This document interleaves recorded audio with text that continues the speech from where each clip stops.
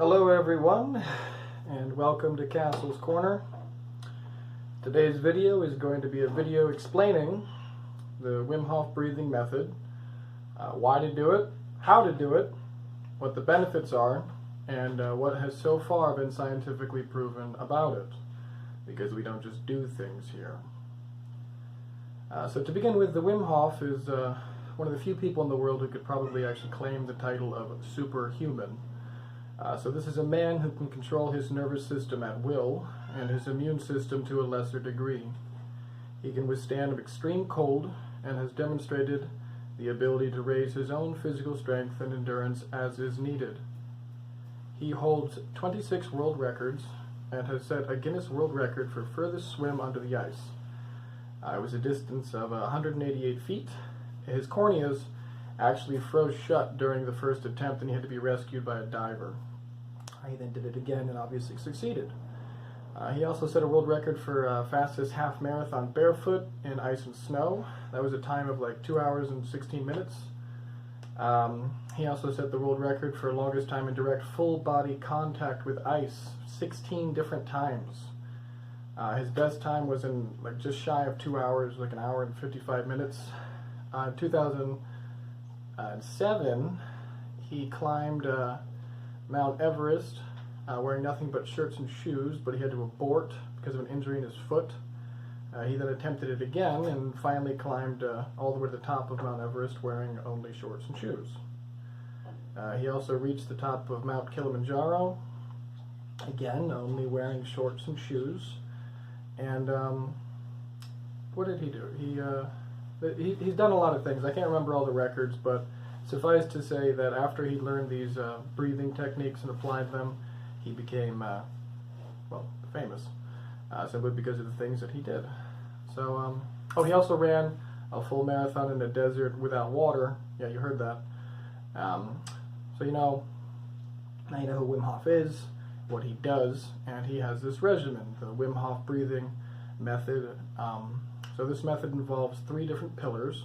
They're cold therapy, breathing, and meditation. Now these 3 things that we're about to get into, and the science and the reason behind them. So Wim Hof breathing, it has similarities to Tibetan Tumo breathing, and several other yoga breathing as well. Long story short, he has picked and chosen from several different breathing techniques and kind of combined them into one highly effective one.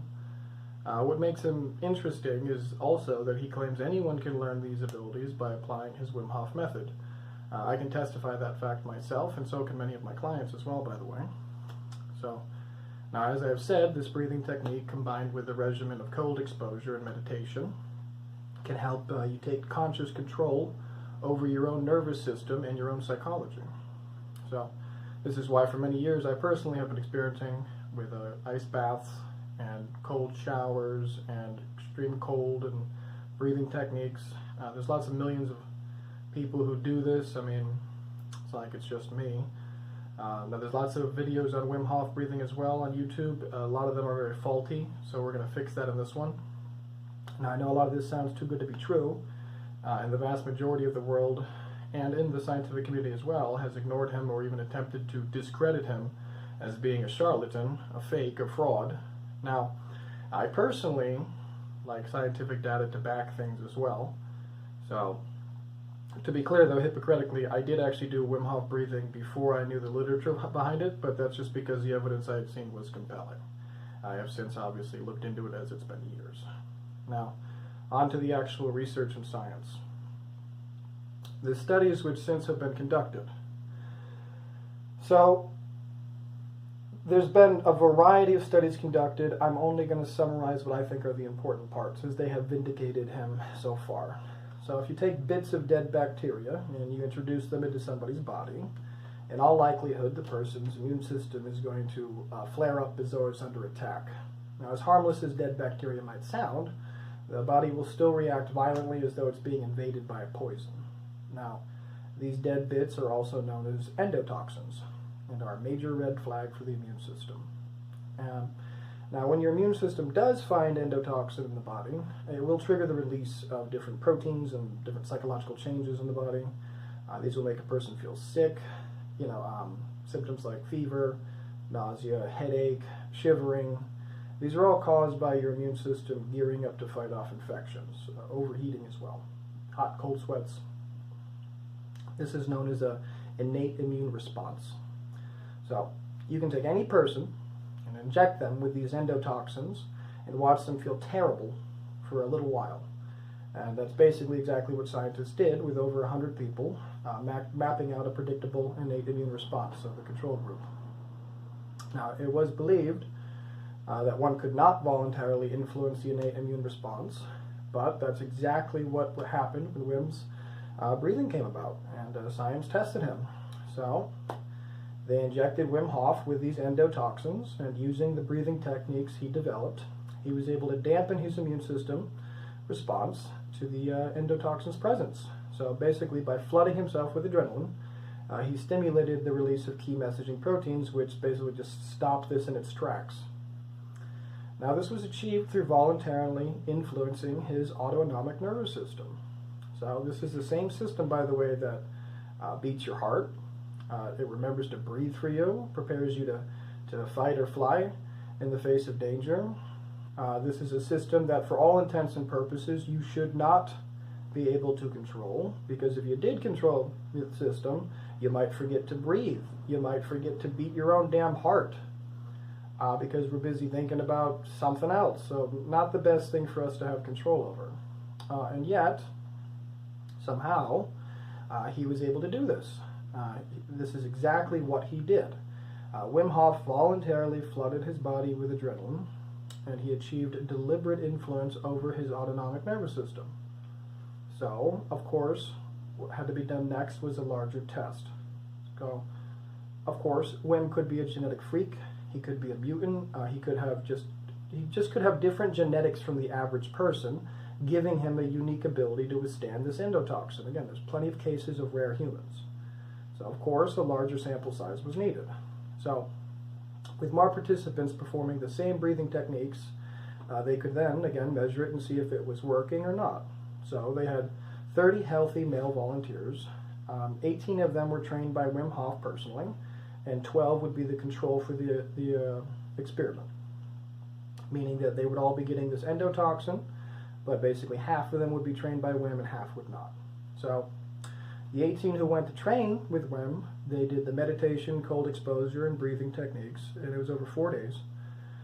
They did swimming in freezing water, standing and lying in the snow, and finally the last test, I think it was the last day, they climbed a 1,500-foot tall mountain, and sub 20 below zero, all done in shorts and sneakers. These are just regular people.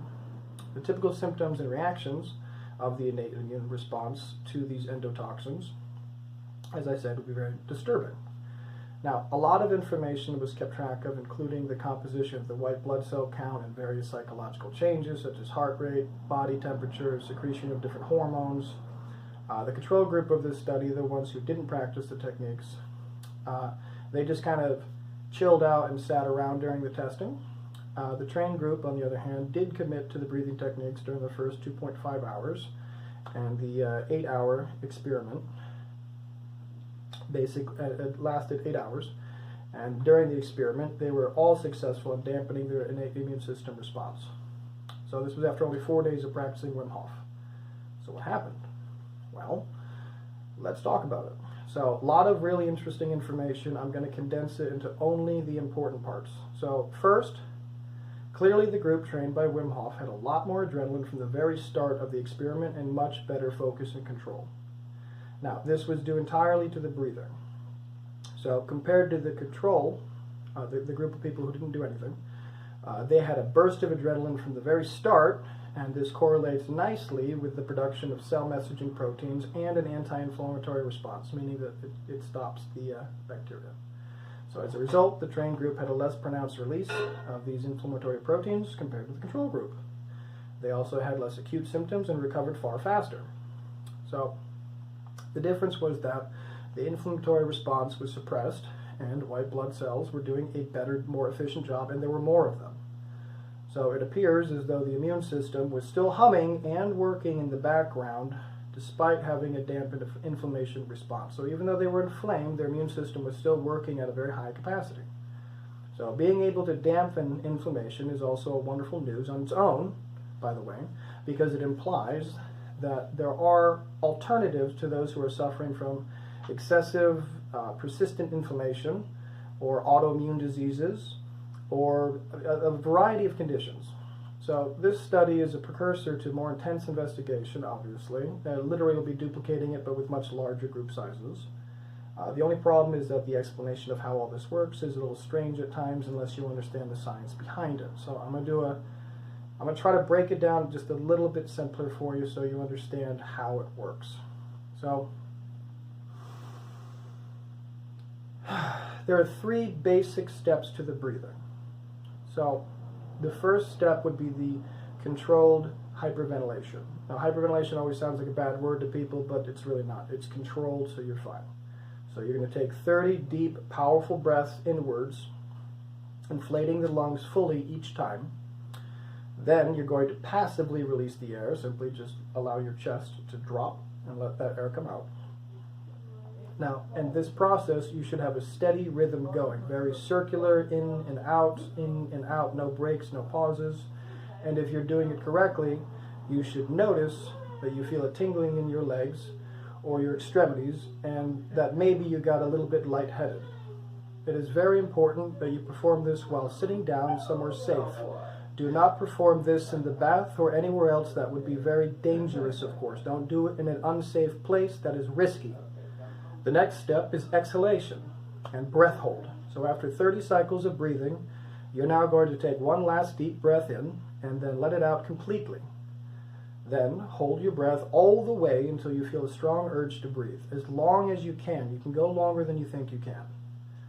And then the final step is the breath retention. So you've held your breath as long as you possibly can. You can't hold it any more. You feel as though you're about to burst. You are then going to inhale deeply and hold your breath for around 15 seconds. You might feel a head rush if you're doing it correctly, and you'll step out of time for a brief moment, basically like you're just in a very intense meditative place. And you can repeat this whole process up to 3 times. But I do recommend easing your way to it and just starting with 1 to build the habit. Now immediately after this experience, you should try sitting and reflecting for a moment. This would be the meditation. So just chilling out. Meditation is a key component of the Wim Hof method, because you're going to be very calm, relaxed. You're not going to be thinking about anything. You're going to have a little euphoria going on. It's going to be really nice.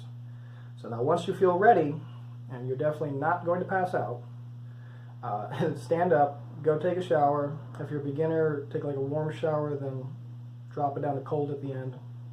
If you're good, just go ahead and hop in a cold shower, and you'll find that it doesn't even feel cold. It'll feel warm. Also, if you were to try to perform an exercise right now or lift a heavy weight, then you would notice a big increase in strength and endurance. So this is especially true, by the way, if you want to do like push-ups right afterwards or squats or something. So I'll make a demonstration of that in a second video, me doing the Wim Hof breathing followed by no air push-ups. So literally I'll be doing a breathing retention, no oxygen, and then push-ups, so you can see what's possible. And I do guarantee you get a good surge of strength and focus, at least temporarily. And not only that, but you also feel more awake, alert, focused, in control. So basically, what's going on here? Well, a lot of people will tell you with misinformation that the effect is a demonstration of the importance of oxygen, and that the breathing is deeply filling the cells with oxygen, basically overfilling the cells with oxygen. Although the only reason they're saying that is because they don't actually understand the science behind it. So they've actually got it backwards.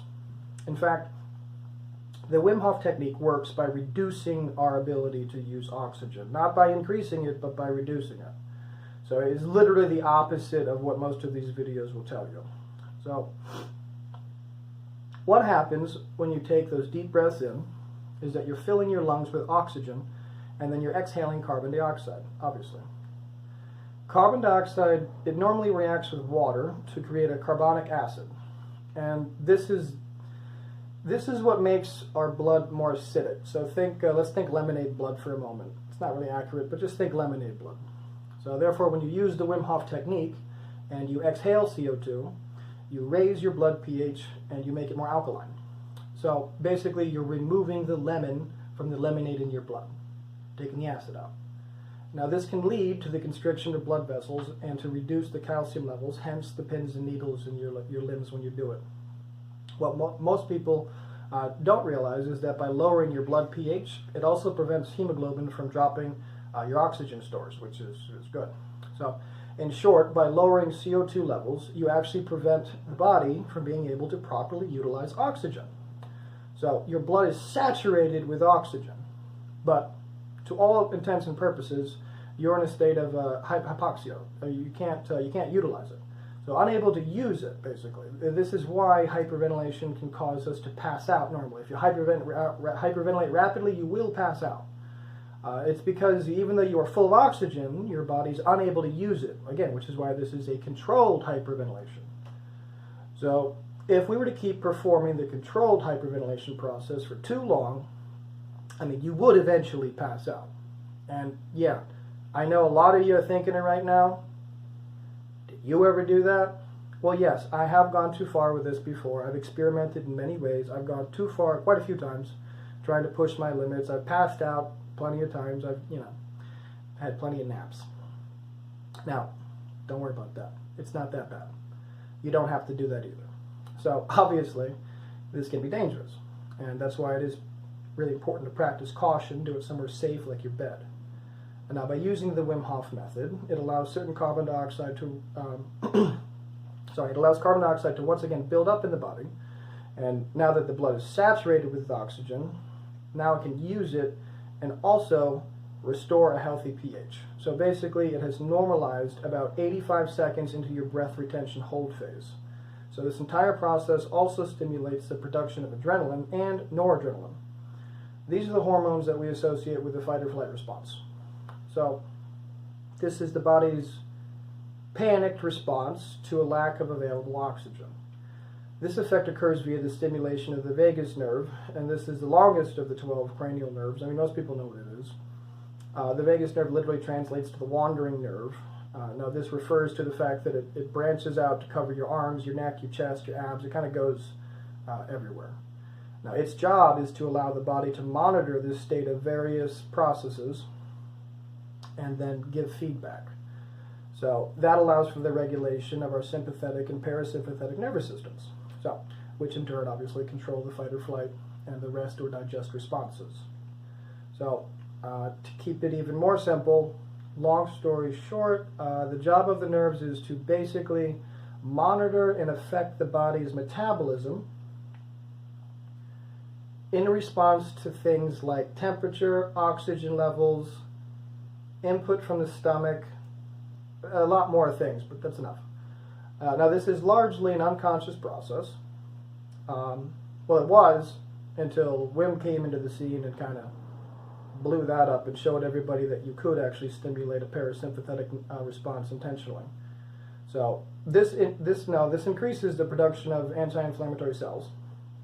And obviously this makes sense from an evolutionary perspective because we would want to suppress this kind of information when we were running for our life.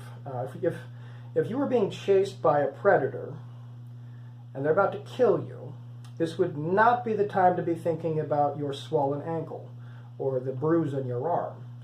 So this explains why practitioners of the Wim Hof method are able to prevent an immune response when injected with bacterial toxins. And it also should be mentioned that they had increased levels of focus as well as increased levels of pain tolerance. Now those two actually almost go hand in hand, because if you're able to focus on one thing, you cannot focus on the other. Now this has potentially profound implications for those suffering from problems such as, chronic inflammation, depression, anxiety, and even certain breathing conditions. Now that we know that there is a potential link between inflammation in the brain and depression, it might also help to explain why some people who do the Wim Hof method conquer their depression. On the subject of pain tolerance, by the way, adrenaline also explains why people who practice Wim Hof experience a big strength and focus boost, it's the adrenaline. It's a short-term effect, but it basically happens by increasing muscle fiber recruitment. So studies show that even screaming or yelling when training, for example, can raise your adrenaline to a significant extent. I think on average it's something like 31%. And that's, again, from the adrenaline release. Now, this is a common practice in some lesser-known sports like arm wrestling or professional shin kicking. Yes, that is the thing. The most extreme version of this is something I've talked about before in previous videos, and that's hysterical strength.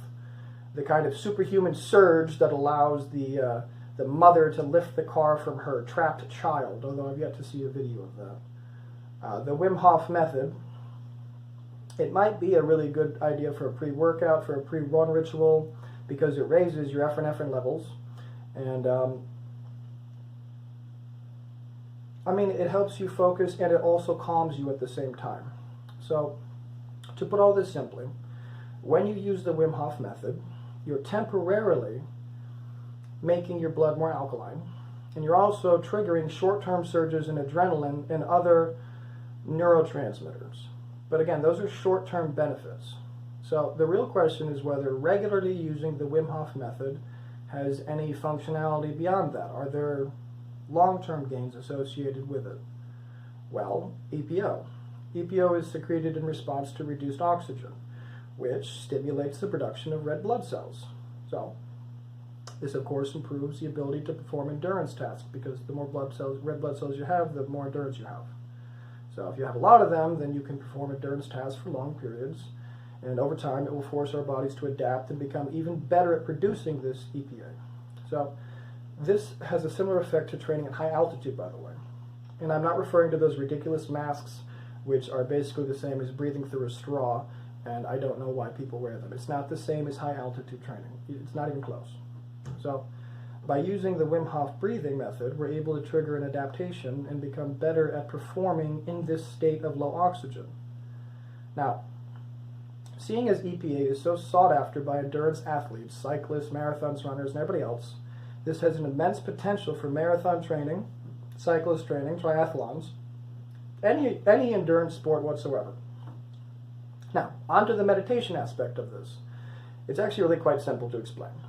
Most people struggle to meditate, even though it's something as simple as focusing for 1 or 5 minutes just on your breath. It does seem to take a lot of practice for people. But with the Wim Hof method, it basically is forced conscious breathing, which is what you do during meditation, except you do that more passively and you try to focus on it passively. So meaning you're forcefully controlling your breath in a way that you wouldn't be doing before, so it requires a lot of your attention and focus. Basically, you're forcing yourself to meditate on top of the other benefits associated with it. And as for the cold exposure could be a cold shower, ice bath, or just freezing temperatures. Well, the body regulates its temperature via the central nervous system and the endocrine system, which we've already talked about. Now, it's mediated primarily by the hypotherapist, the hypothalamus, excuse me. Now, the sensation of cold can be modulated in the brain, and if you think about it, you would all know that you've experienced this. So if you're outside and your adrenaline's pumping from playing a game or something, whatever reason, you don't really feel cold. But once you're sitting down and you calm down again, you realize it's quite a cold day, your hands and feet are frozen, so's your nose. Now, there's an ancient practice of Tummo meditation practiced by Tibetan monks, and it is said to allow practitioners to generate heat from within. Now, to give you an idea of what these Tibetan monks are capable of, this is how they actually practice to see if they've mastered this. They will literally climb a mountain, a freezing snow-covered mountain in the middle of the night, then have their companions drape their bodies with soaking wet blankets, which will of course immediately begin to freeze.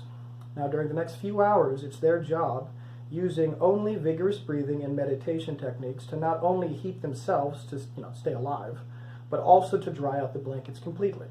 Now, I know this may sound crazy and far-fetched, but it is in fact recorded and possible. Some of the best monks are actually able to dry out these blankets in under an hour. Literally under an hour, they'll have a soaking wet blanket dried on a frozen mountain using only their breath. Now, there's not a great deal of evidence about this, but there are some bits of evidence. Now, luckily, there is one very useful study from a few years ago which showed that the monks generate heat from the physical work of forceful breathing. Now, this on its own, however, could not be maintained for very long without the associated meditation. So long story short, what are the benefits of doing 3 rounds of Wim Hof breathing first thing in the morning or any other time of day, or even just doing 1 round? Well, it's very useful just as a quick energizing pick-me-up, but in bulletin points, it's very simple. It results in a dramatic increase in focus, energy, and strength temporarily, and the long-term benefits include anti-aging, increased endurance, improved cardio, improved VO2 max, improved focus, generally being a more positive person, as a matter of fact, because you're forcing yourself to do something difficult and uncomfortable every day and building positive habits. Now, this breathing technique, I have been using myself for 9 to 10 years, I'm not sure exactly how long, and I do highly recommend it to most of my clients. I do teach it to most of my clients as well. Now, when it comes to actually starting the Wim Hof method, I'd like to remind you, don't turn this into a big demon, a big monster. This is something you can do in 1 to 15 minutes a day. Just start slow and small. The first day, just go to YouTube, find a video on how to do the Wim Hof breathing. I'm going to make one soon. Then just after you finish it, however long it may be, do the beginner's video, should be 5 minutes, the intermediate's like 15 minutes. When you finish the guided video, go hop in the shower, try taking a cold shower. You should probably be able to do it. Now, it's much more important that you build this habit and you stick with doing it every day. So if it's only 1 round every day, at least just do that to start. Don't try to go all in. Don't do, oh, I'm going to do 15 minutes every day, because you're not going to stick with that. Just start small, please. Start small, then add another round, then add another round. Now, I guarantee you guys, this works. It works for me, works for my clients. And unlike with other meditations and other things, the first time you do it properly, you will immediately feel different. You will know it was done correctly. Now, I hope that this video helped. I have another video coming very soon. It'll be me doing the guided breath work and guiding you through it. I'll be doing one for basic Wim Hof, as well as one for advanced Wim Hof, and they'll both be linked on my website and, of course, on this channel. I'll do a beginner one, should be probably 3 to 5 minutes, and then an intermediate will be like 15. Now, you can do everything yourself, guys. You have access to the internet, and you have access to people like me on YouTube who want to help you. You have absolutely no reason to wait. You have no excuse not to start. It starts with 1 to 3 minute commitment, and you're already breathing all day anyways, and I know you have a couple minutes. So, if you found this video helpful, please give my channel a like and a subscribe. The game of life, as I've said many times, is all about percentages. And in order for me to grow and to help more people, I'll need your help too. Everyone, please help me get those little percentages to grow, and so I can go out of my way to educate others. Comment below for any questions you may have, or of course, just go ahead, email me directly, or just go to my website, www.castleprogress.com, for all my articles and free stuff. I mean, there's tons of stuff there, guys. There's my book on biomechanics and exercise selection. There's my book on self-improvement. My recipe book's going up soon. All my episodes of Cooking with Castle. All my flashcards. All these tools. It's mostly all free, guys. Just go help yourself, please. You don't have any reason to wait. We're all in this together. I'm going to be doing it, and you're going to be doing it with me. Hopefully, we can make our own lives better, our friends and family lives better, and maybe somebody else. Now, guys, you all know this, but yes, you can. Now, go get some. Do not let those self-imposed limits that you put on yourself stop you. Go get started now.